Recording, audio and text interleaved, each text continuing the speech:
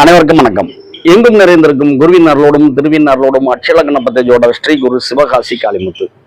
அட்சல கணபதி அப்படின்ற ஜோட முறையில் நாம் பலன் பார்க்கும் பொழுது நம்ம வாழ்க்கையில் இன்னைக்கு என்ன நடக்குது, இதை எப்படி சால்வேஷன் பண்ணி கொண்டு போக முடியும், at present what we can do now, இதுதான் முக்கியமானது. அட்சல கணபதி அப்படிங்கிறது இன்னைக்கு நம்ம எங்கே இருக்கோம், நம்ம என்ன செஞ்சால் எப்படி நம்ம தற்காத்துக்கலாம், இதுதான் அட்சல கணபதியோட முக்கியமான ஒரு கீ பாயிண்ட்.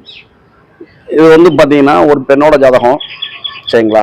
அவங்க என்ன சொல்கிறாங்க அப்படின்னோம்னா, காதலிச்சு கல்யாணம் முடித்தோம், கணவன் மனைவி அப்படின்னு அந்யோன்யம் வந்து 20 வருஷமாக வாழ்ந்துக்கிட்டு இருக்கோம். திடீர்னு பார்த்தீங்கன்னா சண்டை வருது. ஏன் வருதுன்னே தெரில, எனக்கே வாழ்க்கை கசந்தது போல் தெரியுது, ஏன் இந்த நிலைமை அப்படின்னு கேட்குறாங்க, சரிங்களா. அப்போனா அவங்களோட ஜாதகத்தை அனலைஸ் பண்ணி பார்க்கும் பொழுது இவங்களுடைய பிறப்பு கால லக்னம் அப்படிங்கிறது பார்த்தீங்க அப்படின்னா கடகம். இன்றைய அட்சய லக்னம், இவங்க 48 வயசு நடக்குது. இன்றைய அட்சய லக்னம் அப்படிங்கிறது வந்து தனுசுல போகுது, மூல நட்சத்திரம் 2ஆம் பாதம் போகுது. கேது பகவான் எங்க இருக்காங்க, 5ஆம் இடத்துல இருக்கிறாங்க. லக்னாதிபதியா இருக்கிற குருவோட இணைந்து இருக்கிறாங்க, சரிங்களா, நல்லா இருக்கிறாங்க. அப்படி இருக்கிறப்ப நம்ம என்ன சொல்ல வர்றோம் அப்படின்னோம்னா,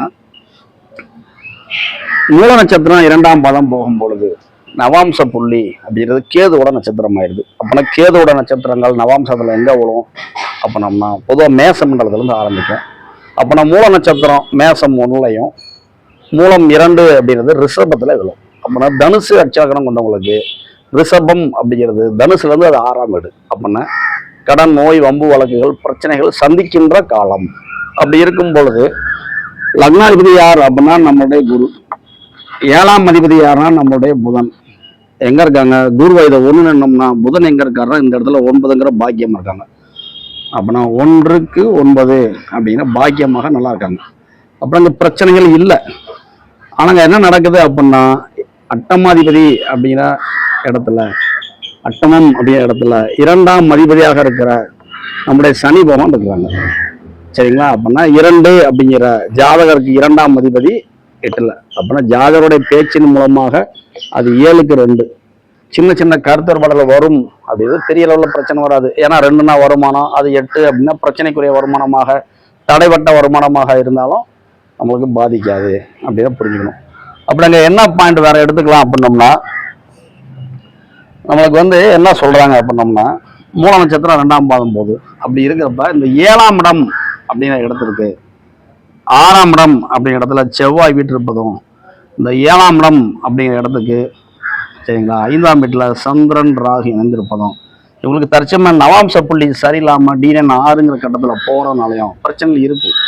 இதே தருணத்தில் கொஞ்ச நாளைக்கு முன்னாடி வரைக்கும் செவ்வாய் அப்படிங்கிறவங்க இங்கே இருந்தாங்க, ஒரு 3 மாதமாக அங்கே இருந்தாங்க. அட்சய லக்னத்துக்கு 8ஆம் வீட்டில் யார், 5ஆம் அதிபதி, சரிங்களா. அப்படின்னா 5ஆம் அதிபதி செவ்வாய் இந்த 8ஆம் வீட்டில் இருந்தனால மன இறுக்கம் அதிகமாக இருக்குன்றது. இப்போ நவுல பார்த்தீங்க அப்படின்னா இன்னைக்கு வந்து இங்கே சிம்ம வீட்டில் போய்கிட்டு இருக்காங்க. அப்படி இருக்கும் பொழுது இன்னைக்கு கோச்சாரத்தில் பார்த்தீங்கன்னா புதன் அப்படின்றவங்க எங்கே இருக்கிறாங்க அப்படின்னா இன்னைக்கு ஆயில்ய நட்சத்திர சாரத்தில் போகிறாங்க, இந்த 8ஆம் வீட்டில் போய்கிட்டு இருக்கிறாங்க. யார், 7ஆம் அதிபதியாக இருக்கிற புதன், சரிங்களா.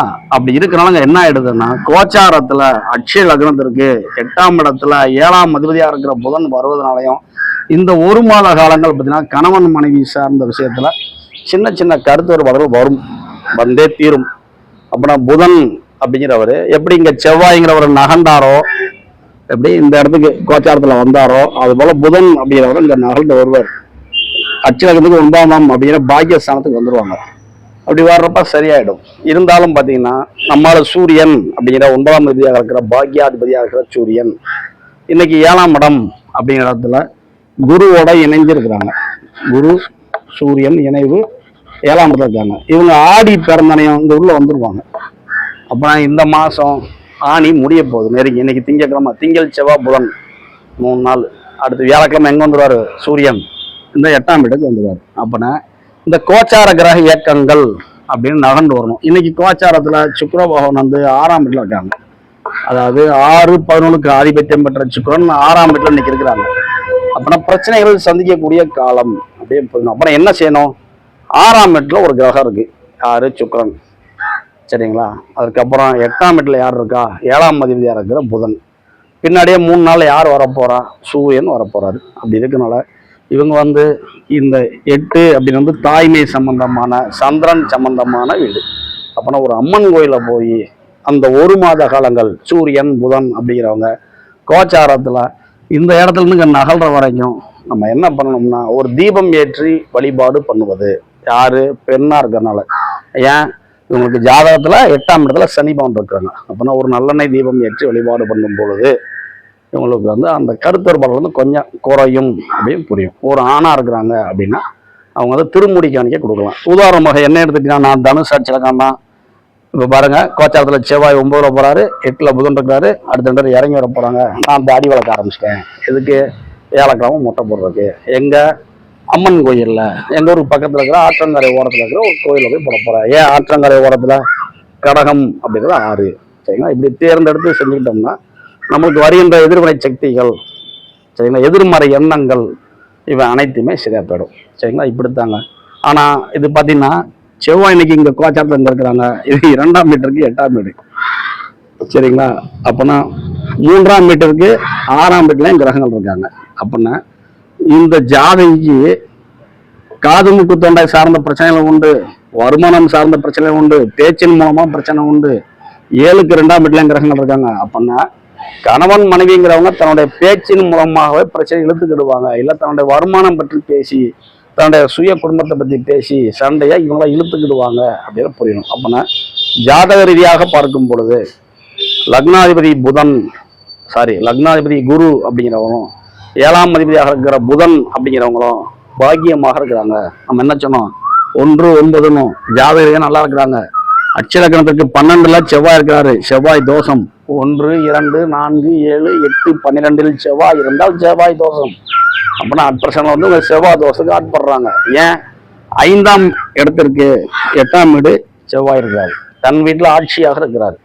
அப்புறம் 5க்குரியவர் அவர் தான், 12க்குரியவர் அவர் தான். அப்புறம் 12ஆம் இடத்துல இருக்கிறாங்க. அப்படி இருக்கிறனாலையும் அளவு கடந்த கோபம் அப்படிங்கிறத, உறக்கமின்மை அப்படிங்கிற வருது. கணவன் பத்தின சிந்தனைகள் அதீதமாக இருக்கும் பொழுது 7ஆம் வீட்டிற்கு அது 6ஆம் வீடு. கணவன் செய்கின்ற செயல்கள் மனைவிக்கு பிடிக்காத பொழுது, இரவு உறங்கும் பொழுது அதை பத்தின சிந்தனா சக்தி ஓடும் பொழுது உறக்கம் இல்லை. உறங்கல 2 பேர் இருக்குங்க. ஒன்று உடம்பு ரெஸ்ட் எடுக்கிறது, இன்னொன்று உள்ளுக்கு இருக்க ஆள் மனது ரெஸ்ட் எடுக்கிறது. இங்க வந்து ஆள் மனது ரெஸ்ட் எடுக்கல, படுத்திருப்பாங்க, உடம்பு கீழே இருக்கும், கண்ணை முடிப்பாங்க, கைகள் இப்படி இருக்கும். ஆனா உள் மனது ஆள் மனதுக்குள்ள சிந்தனைங்கிற வந்து ஓடிக்கிட்டே இருக்கும். அப்படி இருக்கனால உறங்கி எந்திரிச்சிருவாங்க, பார்த்தா மனசு உறங்கி இருக்காது. அதுதான் 5ஆம் அதிபதி செவ்வாய் 5க்கு 8ல. அப்பனா தன்னுடைய உடல் உறங்குது, ஆள் மனம் அப்படிங்கிறது உறங்கல. 5னா ஆள் மனம். சரிங்களா? அப்புறம் எதையாவது சிந்திச்சுக்கிட்டே இருக்கு. எதை பத்தி? கணவன் பத்தி. சரிங்களா? ஏன்? கணவனுடைய பேச்சு, கணவனுடைய வருமானங்கள் அப்படிங்கிறது கோச்சார ரீதியாக சரியில்லை அப்படின்னு நம்ம புரியணும். சரிங்களா? இப்படித்தாங்க ஒரு நல்ல கணவன் மனைவியாக வாழ்ந்துட்டு இருந்தாலும் கோச்சார கிரகங்கள் சரியில்லை அப்படின்னா அந்த குறிப்பிட்ட காலம் வரைக்கும் நாம் பிரச்சனைகளை சந்திக்க வேண்டுமா அப்படின்னா சந்திக்கத்தான் வேண்டியிருக்கும் அப்படின்னு நம்ம புரிஞ்சுக்கணும். சரிங்களா? ஒரு உதாரணமாக நம்ம கார் வச்சிருக்கோங்க. காரில் வந்து ஒரு 80லேருந்து 100 கிலோமீட்டர் ஸ்பீட் வரைக்கும் போக முடியும்.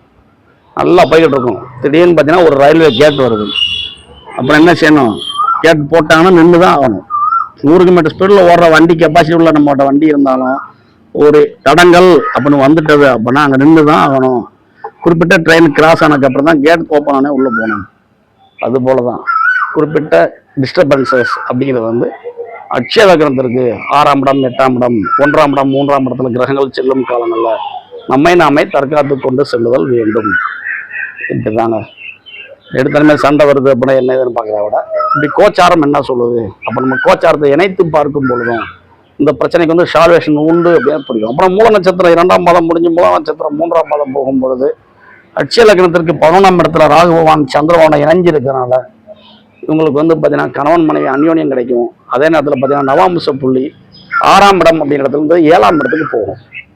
அப்படின்னா நவாம்ச புள்ளி எங்கே போகுதோ அது சார்ந்த நிகழ்வுகள் வந்து நடக்கும். அப்போனா தன் கணவனுக்கும் இவங்களுக்குமான புரிந்துணர்வு அருமையாக இருக்கும் அப்படின்னு நம்ம உணர முடியும். அப்போனா மூல நட்சத்திரம் 2ஆம் பாதம் போகிறப்ப ஜாதக ரீதியாகவும், அதாவது நவாம்ச புள்ளி அடிப்படையிலையும் தற்சமய கோச்சார கிரக அடிப்படையிலையும் இந்த ஜாதகி தற்காலிகமாக பிரச்சனைகளை சந்திக்கிறார் அப்படின்னு உணர முடியும்.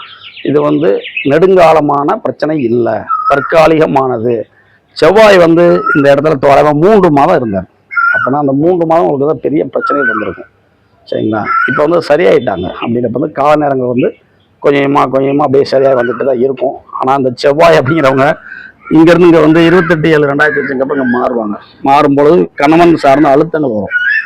சரிங்களா? ஏன்னா 5ஆம் அதிபதி அட்ச லக்னத்துக்கு 10ல், 7க்கு 4ல், அட்ச லக்னத்துக்கு 10ல். அப்போனா கணவன் சார்ந்த அழுத்தங்கள் வரக்கூடிய காலமாகவும் இருக்கும். சரிங்களா? அப்போனா நம்ம தான் நகர்ந்து கொண்டிருக்கின்ற வானமண்டலத்தில் இருக்கிற கிரக நிலைகள் அடிப்படையில் தன்னைத்தானே தற்காத்து கொண்டு செல்ல வேண்டும். அப்புறம் உணவு தானம், தான தர்மங்கள் இப்படி நம்ம ஏதாவது செஞ்சுட்டே வந்தால் நம்ம தற்காத்து கொண்டு செல்ல முடியும். இப்படிப்பட்ட அற்புதமான ஜோட முறை இன்னைக்கு என்னடாக்கு யாவம் நல்லா இருக்கா? நல்லா இருக்கு. கோச்சாரம் சரியில்லை. கோச்சாரத்துக்கு ஒரு தீர்வு பண்ணிட்டா நடந்துக்கிட்டு இருக்க கோச்சார கிரகங்கள் நமக்கு ஒரு வழி கொடுப்பாங்க. அப்படி வந்து உணர முடியும். சரிங்களா? அனைவருக்கும் நன்றி. நம்ம சேனலுக்கு கொஞ்சம் சிம்பிள் வீடியோஸ் வரும். கொஞ்சம் லைக் பண்ணுங்கள், ஷேர் பண்ணுங்கள், சப்ஸ்கிரைப் பண்ணுங்கள். அனைவருக்கும் நன்றி. வாழ்க வளமுடன். நன்றி.